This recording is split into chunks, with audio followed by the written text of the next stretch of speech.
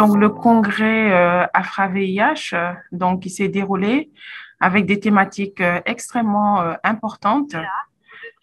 Donc, si on pense aux aspects cliniques de la prise en charge de l'infection à VIH et ça par rapport au cancer, il est vrai qu'aujourd'hui, avec le traitement antirétroviral, on a vu que les cancers ont régressé, l'incidence des cancers classant SIDA, c'est-à-dire le cancer du col de l'utérus, la maladie de Kaposi. Donc, l'incidence de ces cancers a diminué. On constate que quand même, avec l'augmentation de la survie de nos patients, il y a des cancers qui sont liés à l'âge qui vont augmenter. Donc, d'où l'intérêt de continuer le dépistage de ces cancers-là chez nos patients pour qui l'expérience de vie a augmenté.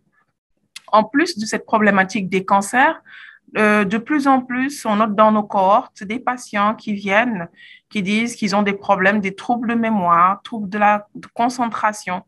Et ça, c'est la problématique des atteintes neurologiques, des troubles neurocognitifs chez nos patients qui sont infectés par le VIH. Il faudrait prendre en charge également cela.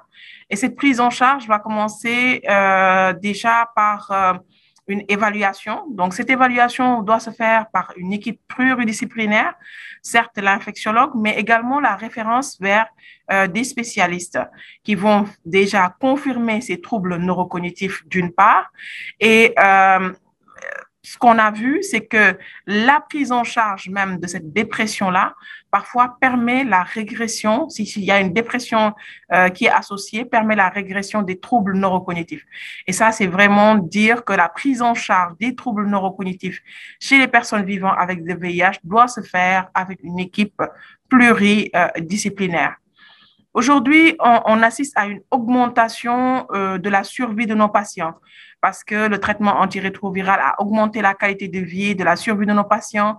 Par exemple, dans les pays en voie de développement, on a vu avec l'accès au dolutegravir, donc une augmentation. On a vu plusieurs présentations qui montrent une augmentation du pourcentage de patients ayant une charge virale indétectable. Donc, il serait important d'y associer maintenant des études opérationnelles pour voir quelle est la survie des patients.